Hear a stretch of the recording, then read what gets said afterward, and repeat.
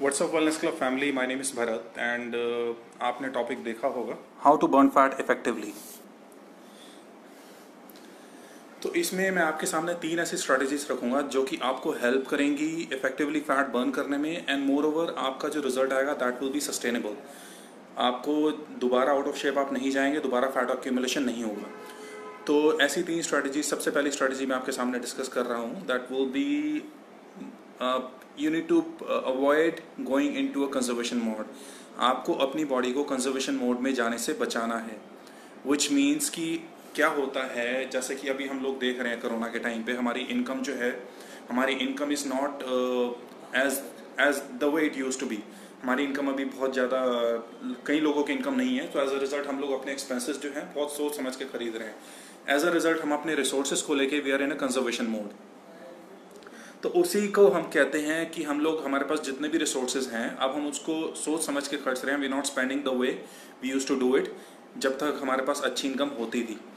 अब यही हमारी बॉडी के साथ होता है कि अगर हम अपनी मील्स को टाइमली नहीं लेते हैं और हमारी बॉडी ऑब्जर्व करती है दैट हमारे पास कैलोरिक इनटेक जो है, कैलोरिक सप्लाई ऑफ एनर्जी जो है हमारे पास is not effective, is not regular.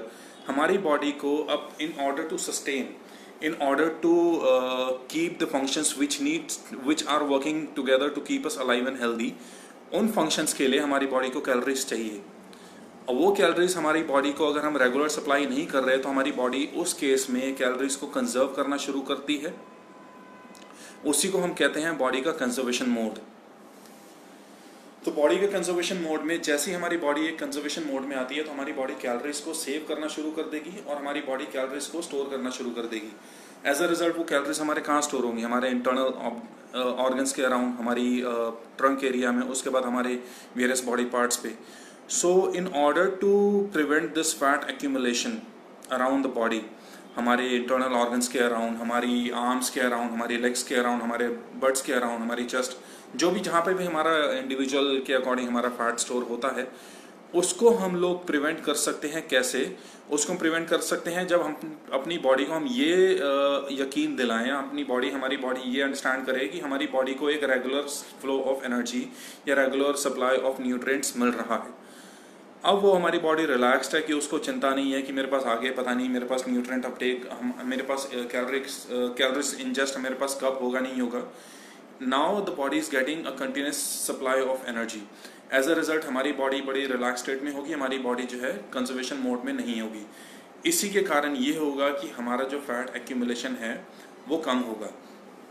तो इसके लिए what I am trying to say is कि आपको दिन की 6 to 8 मील्स लेनी है, फ्रीक्वेंट इंटरवल्स पे लेनी है, और including your snacks, including your main course, आपकी मिनिमम 6 to 8 मील्स होनी चाहिए।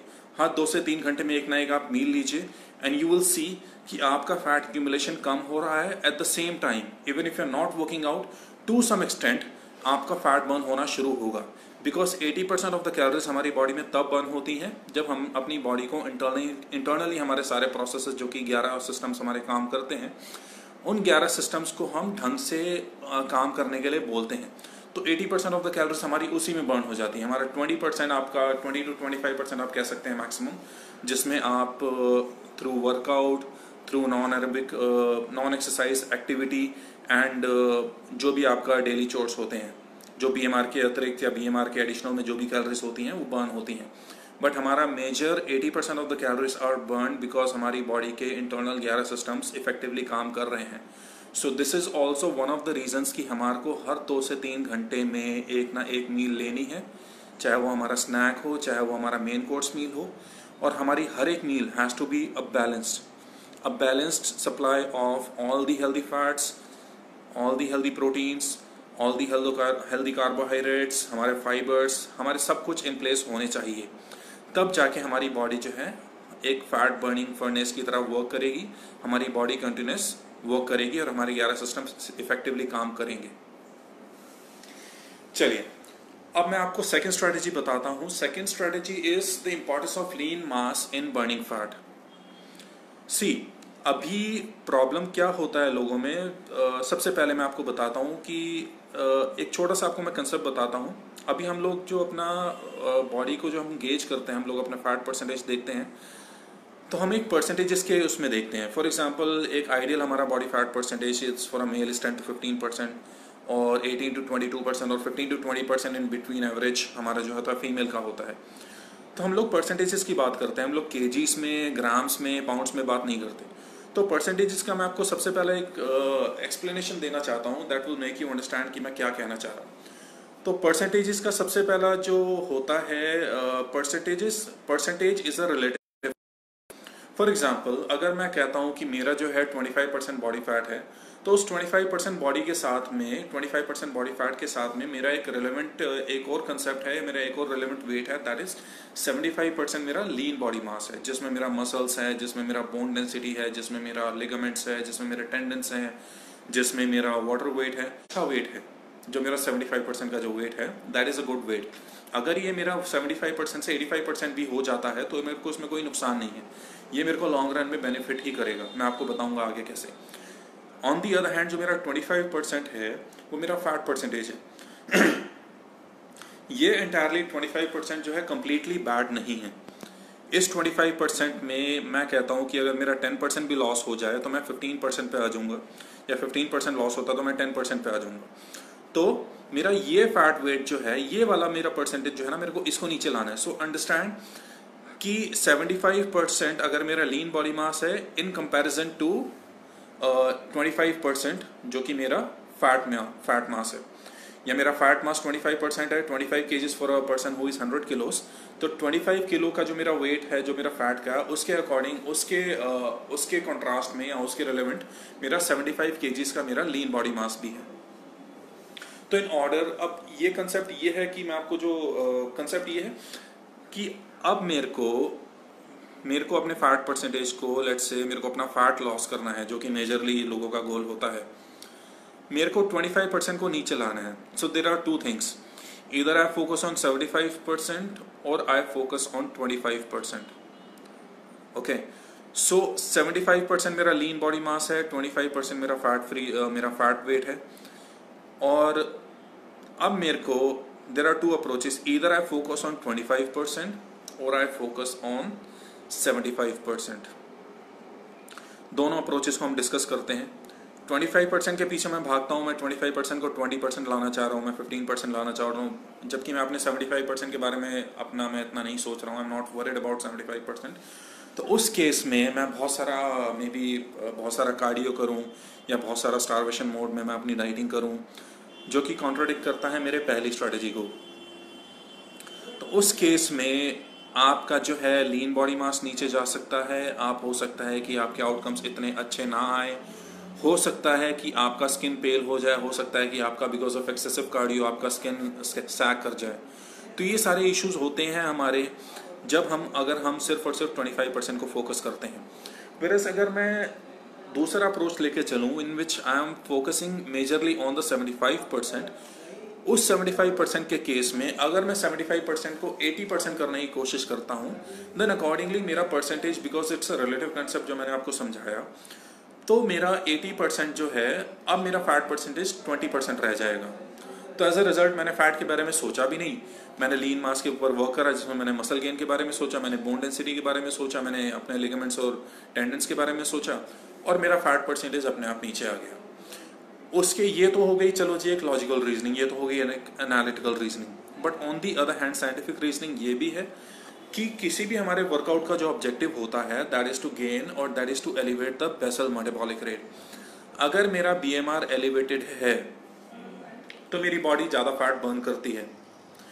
अब अगर मैं 75% को 80% लेके आता हूँ, बिकॉज मेरी बॉडी में मसल्स और बोन्स, किसी की भी बॉडी में, हमारी बॉडी में metabolically they are the most expensive. Okay, so अगर मेरी बॉडी में मसल्स ज़्यादा हैं, हमारी बॉडी में बोन डेंसिटी अच्छी है, तो हमारी बॉडी का मेटाबॉलिज्म ऑटोमेटिकली बढ़ा हुआ है, because in order to maintain muscles and bone density हमारी बॉडी को एक्सेस कैलोरीज चाहिए। तो कैलोरीज कहाँ आती हैं? जो हमारी एक्सेस कैलोरीज हमारी जो स्टोर्ड है, वहीं से हम लोग उठा सकते हैं और हम लोग अपनी कैलोरीज को इफेक्टिवली यूटिलाइज कर सकते हैं, स्टोर्ड कैलोरीज को या स्टोर्ड फैट को। तो 75% के ऊपर हम फोकस करेंगे, हम लोग 25% के ऊपर फोकस नहीं करेंगे। हम लोग फोकस करेंगे कि हम अपना लीन मास इंप्रूव करें। एज अ रिजल्ट क्या होगा? हमारी सारी चीज़ें इन प्लेस होंगी, बिकॉज हमारा अप्रोच सही होगा। सारी चीज़ें सही कैसे होंगी? हम लोग अपना लीन मास बढ़ाने के बारे में सोचेंगे, हम लोग अपना मसल मास बढ़ाने के बारे में सोचेंगे, हम लोग अपना बोन डेंसिटी बढ़ाने के बारे में सोचेंगे, एंड अकॉर्डिंगली हम लोग अपना डाइट भी लेंगे, हम लोग अपना न्यूट्रिएंट अपटेक भी रखेंगे। तो इस केस में क्या होगा कि आप सब कुछ हेल्दी खाएंगे, आपको स्टारवेशन मोड में नहीं जाना बॉडी के, या डाइट के अपने स्टारवेशन मोड में नहीं जाना, और at the same time because आपका मसल मास अच्छा है, आपकी अपीयरेंस अच्छी रहेगी, आप यंग दिखेंगे for a prolong time because आपकी स्किन टाइट रहेगी, the first sign of looking young. उसके बाद आपका बोन डेंसिटी अच्छा रहेगा, तो बोन डेंसिटी के कारण आपका जो है आने वाले टाइम में जो प्रॉब्लम्स होती हैं लोगों को, स्पेशली फीमेल्स को, because of excessive loss of calcium and iron, तो आने वाले टाइम में जो बोन से रिलेटेड या जॉइंट से रिलेटेड कंडीशंस होती हैं, लाइक ऑस्टियोपोरोसिस, ऑस्टियोआर्थराइटिस या आर्थराइटिस, जो भी प्रॉब्लम्स होती हैं वो नहीं होंगी बिकॉज आपकी बोन डेंसिटी स्ट्रांग है। मैंने बहुत सारे केसेस में ऐसा भी देखा है कि जरा सा आप गिरे और आपकी बोन में फ्रैक्चर आ गया, दैट इज़ ऑल बिकॉज आपकी बोन डेंसिटी स्ट्रांग नहीं है। अब बोन डेंसिटी अगर आपकी स्ट्रांग होगी, अगर बोन डेंसिटी अगर आपकी स्ट्रांग है तो आपकी आरबीसी काउंट भी अच्छा रहेगा, बिकॉज आपकी बोन डेंसिटी मीन्स आपका बोन मैरो अच्छा है, बोन मैरो अच्छा होने के कारण आपका रेड ब्लड सेल काउंट भी बढ़ेगा। तो एज अ रिजल्ट आप अगर इम्पोर्टेंस अब 75% पे फोकस करेंगे तो आपका वर्कआउट 1 घंटे से ज़्यादा का नहीं होगा। आपका workout you need to push anabolism in your body, anabolism push करेंगे तो सब कुछ पॉजिटिव रहेगा। Anabolic state is a positive state of metabolism, whereas catabolic is negative state। तो एनाबॉलिज्म में आप रखेंगे बॉडी को for a longer time and आपका फैट ज़्यादा जल्दी बर्न होगा। एट द सेम टाइम आपके जॉइंट्स, आपके लिगामेंट्स, आपके टेंडन्स, आपके मसल्स, आपकी बोन डेंसिटी सब कुछ इंप्रूव होगा। एंड मोस्ट इम्पॉर्टेंट आपका BMR एलिवेट होगा, जो कि हमारे किसी भी वर्कआउट का एक ऑब्जेक्टिव होता है। ओके, सो अभी मैं आपके सामने थर्ड स्ट्रैटेजी रखने जा रहा हूँ। थर्ड स्ट्रैटेजी मेरी ये कहती है कि आपको पोस्ट योर वर्कआउट आपको बॉडी वेट कार्डियो में एंगेज करना है अपने आप को at least 10 to 15 minutes. Body weight cardio में बहुत सारी मूवमेंट्स हो सकती हैं। बॉडी वेट कार्डियो में आप MMA वर्कआउट से इंस्पिरेशन ले सकते हैं। उसके अलावा जनरिक फिटनेस के लिए आप बर्पीज कर सकते हैं, माउंटेन जंपर्स एंड क्लाइंबर्स कर सकते हैं, फ्रॉग जंप्स कर सकते हैं, एनिमल वॉक कर सकते हैं। बहुत सारे कार्डियो मूवमेंट्स हैं जो कि आप अपने वर्कआउट में एंगेज कर सकते हैं। अब क्वेश्चन ये है कि why only body weight cardio? Reason मैं आपको बता दूँ। बॉडी वेट कार्डियो जो है, body weight cardio gives you more benefit because first of all it gives you a control over your body. आप अपनी बॉडी को लेके, आप अपनी सेल्फ इमेज को लेके कॉन्शियस नहीं रहेंगे, कॉन्फिडेंट हो जाएंगे एंड अल्टीमेटली आप अपनी बॉडी के साथ बड़ा कंफर्टेबल होंगे। That will add a lot of confidence to your personality. उसके बाद बॉडी वेट कार्डियो के साथ दूसरा ये होता है, अगर आप किसी भी मशीन बेस्ड कार्डियो पे हैं, दैट वर्कआउट इज यूनिडायरेक्शनल और यूनिडायमेंशनल। आप ट्रेडमिल पे हैं, आप क्रॉस ट्रेनर पे हैं, आप एलिप्टिकल पे हैं, आप आर्क ट्रेनर पे हैं, आप अपराइट बाइक या रिकमेंड बाइक या किसी भी चीज़ पे हैं, कोई भी मशीन बेस्ड कार्डियो पे हैं, दैट वर्कआउट इज ऑब्वियसली ठीक है जी, आपको कैलोरीज बर्न करा रहा है, but at the same time it is not challenging your neuromuscular coordination. अब आप एक बॉडी वेट कार्डियो का सर्किट मारते हैं। बॉडी वेट कार्डियो में आपने 4 से 5 मूवमेंट्स ली, अलग अलग डायरेक्शन की। फॉर एग्जांपल आपने बर्पीस भी ऐड कर दिया, फिर आपने शटल रेस भी ऐड कर दिया, फिर आपने फ्रॉग जंप्स ऐड कर दिया, फिर आपने mountain jumpers and climbers add कर दिए। So it's a mix and match of various movements, और हर एक मूवमेंट एक अलग वे में, हर एक मूवमेंट एक अलग जॉइंट्स को एंगेज करती है। माउंटेन जंपर्स एंड क्लाइंबर्स में आपके शोल्डर जॉइंट्स पे एंगेज होते हैं, आपके हिप जॉइंट भी, आपके लेग्स के तीनों जॉइंट एंगेज होते हैं। फ्रॉग जंप्स में आपका पूरा बॉडी एंगेज होता है, या बहुत सारे मूवमेंट्स हैं जिसमें आपकी पूरी बॉडी एंगेज होती है। अब ऐसे केस में आपका जो न्यूरोमस्कुलर एफिशिएंसी है उसके लिए एक शॉक है, उसके लिए एक अडेप्टेशन आना बड़ा मुश्किल है। एज अ रिजल्ट आपका जो है ना, आपका वर्कआउट जो है मोर इफेक्टिव हो जाता है बिकॉज आपकी बॉडी किसी एक अडेप्टिव स्टेज में नहीं आ रही। And second important concept of body weight cardio कि आपको जो एक एजिलिटी, हमारा एक कंसेप्ट होता है एजिलिटी, विच मीन्स कि हम लोग स्पीड के साथ अपनी बॉडी की डायरेक्शन चेंज कर पाएँ। फॉर एग्जांपल अगर हम कहीं पे भाग रहे हैं और भागते भागते हमारे को जल्दी से अपनी डायरेक्शन चेंज करनी पड़े, तो हम लोग ये सिर्फ और सिर्फ बॉडी वेट कार्डियो में ही कर सकते हैं। तो बॉडी वेट कार्डियो में, या फॉर एग्जांपल मैंने एक बनाया कि मैंने जंपिंग जैक कर दिए पहले खड़े होके, फिर मैंने बर्पीस मार दिए, बर्पीस के बाद फिर मैंने अपना फ्रॉग जंप्स कर लिए, हाई नी जंप्स कर लिए, या on the spot running, on the spot jogging, कुछ भी कर लिया. So this way I kept on challenging my body for the body weight cardio, and accordingly मेरी बॉडी में रिजल्ट ज़्यादा अच्छा आता है. सेकेंडली, अब मेरे से ये क्वेश्चन पूछा जाएगा कि भाई why only body weight cardio, why not strength, body weight strength. See, body weight cardio मैं इसलिए रिकमेंड करता हूँ बिकॉज बॉडी वेट कार्डियो में हमारे को एडिशनल रेजिस्टेंस की जरूरत नहीं है. हमारे को एग्जिस्टिंग रेजिस्टेंस पे ही हमारे को फॉर अ लॉन्गर ड्यूरेशन काम करना है. ओके, अब स्ट्रेंथ में क्या होगा, हमारे को स्ट्रेंथ में जो है हम we need to keep on increasing the resistance. जब तक हमारी रेजिस्टेंस इंक्रीज नहीं होगी, चाहे आप किसी भी तरह का वर्कआउट कीजिए बॉडी वेट में, आप TUT कर लीजिए, आप एक्सप्लोसिव कर लीजिए, आप नॉर्मल कर लीजिए, आप पुशअप की वेरियस वेरिएशंस कर लीजिए, आप स्क्वाट की वेरियस वेरिएशंस कर लीजिए, बट अल्टीमेटली बिकॉज आपकी बॉडी में एडिशनल रेजिस्टेंस नहीं है तो आपकी बॉडी रिस्पॉन्ड करना बंद कर देगी. तो accordingly in order to see the benefits of a workout आपको एडिशनल रेजिस्टेंस चाहिए. दैट्स द रीजन मैंने आपको सिर्फ और सिर्फ बॉडी वेट कार्डियो बोला, बॉडी वेट स्ट्रेंथ वर्कआउट नहीं बोला. सो अगेन आई एम रीआइटरेटिंग मेरी 3 स्ट्रैटेजीज. सबसे पहले आपको अपनी बॉडी को कंजर्वेशन मोड में से हटाना है. आपको हर 2 से 3 घंटे में मील लेनी है. उसके पीछे रीज़न ये है कि आपका BMR एलिवेट होगा even if you are not working out. 80% of the calories are burned because of the internal 11 systems working in our body. अब फॉर एग्जाम्पल इसका भी मैं आपको एग्जाम्पल दे देता हूँ. मेरे पास 3000 कैलोरीज की मेरी डेली कंजप्शन है. 3000 कैलोरीज में अगर मैं एक अच्छा वर्कआउट करता हूँ तो मेरी 300 से 400 कैलोरीज बर्न हो जाती हैं. उसके बाद 100 से 200 कैलोरीज और मैं लगा लूँ जो मेरा नॉन एक्सरसाइज एक्टिविटी थर्मोजेनेसिस कहते हैं, नीट कहते हैं जिसे, तो उससे मेरी कैलोरीज बर्न हो गई. बची मेरी 2400 कैलोरीज. वो 2400 कैलोरीज मेरी कहाँ जा रही हैं? वो 2400 कैलोरीज मेरी जा रही हैं BMR के साथ, BMR प्लस और मेरे डेली चोर्स के जो काम होते हैं. तो यही एक आइडिया है which means 80% of the calories मेरी बर्न हुई बिकॉज ऑफ मेरे इंटरनल प्रोसेस, अगर मेरे इंटरनल सिस्टम सारे के सारे काम कर रहे हैं. सो रेगुलर मील्स आपकी होनी चाहिए हर 2 से 3 घंटे में, 6 to 8 meals in a day including your snacks. Second strategy, focus on improving the lean mass. Don't worry about the fat percentage. Fat percentage अपने आप नीचे आएगा. आपको अपना लीन मास पे इम्प्रूव करना है. आप अपना बोन डेंसिटी पे इम्प्रूव करिए. एंड स्पेशली फॉर फीमेल्स आपकी भी अप्रोच यही सेम रहेगी बिकॉज फीमेल्स को आपको इतना चिंतित होने की ज़रूरत नहीं है. आपको मसल गेन वैसा नहीं होगा जैसा आप सोचते हैं कि हमारे को हो जाएगा. हर एक की बॉडी एक अलग अलग वे में बनी होती है. इवन मेल्स में भी सबका मसल गेन एक जैसा नहीं होता. ओके, सो फीमेल्स को भी आप इक्वल अमाउंट में आप लिफ्ट कीजिए. आप जो भी अपना बेस्ट है आप उसी हिसाब से लिफ्ट कीजिए. जो वर्कआउट मेरे लिए अच्छा है वही वर्कआउट आपके लिए अच्छा है. जो वर्कआउट बिकॉज हम दोनों के for a male and a female skeleton और या मस्कुलोस्केलेटल कंडीशंस हमारी सेम है. मस्कुलोस्केलेटल एनाटॉमी हमारी सेम है एक्सेप्ट फॉर माइनर चेंजेस. तो जो वर्कआउट मेरे लिए अच्छा है वही वर्कआउट आपके लिए अच्छा है. जो स्क्वाट मेरे लिए अच्छा है वही स्क्वाट आपके लिए भी अच्छा है. आपको अपना बेस्ट देना है. You don't have to compete with anyone. So focus on improving your lean mass. It applies to both male and female. आपका फैट परसेंटेज ऑब्वियसली नीचे आएगा. इन एडिशन टू इट आपका बहुत सारा आपका BMR एलिवेट होगा. थर्ड जो मैंने आपको बताया that is body weight cardio.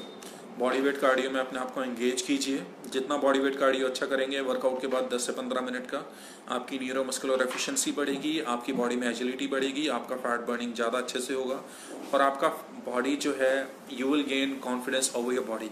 More over in the coming times आपको इक्विपमेंट के ऊपर या किसी मशीन बेस्ड कार्डियो के ऊपर डिपेंडेंसी ख़त्म हो जाएगी. So that is it from my guys. My name is Bharat. उम्मीद है आपको अच्छा लगा होगा. एंड जितना आप लोग जिम को मिस कर रहे हैं उतना हम लोग भी आपको मिस कर रहे हैं. This feeling is mutual. So I hope to see you soon working out in this with the wellness club. And जब तक आप आएंगे बहुत सारी चीज़ें बदल चुकी होंगी आपके बेनिफिट के लिए. हमारी सर्विसेज हम लोग इम्प्रूव करेंगे. So thank you so much for tuning in and thank you so much for your time. Have a great day.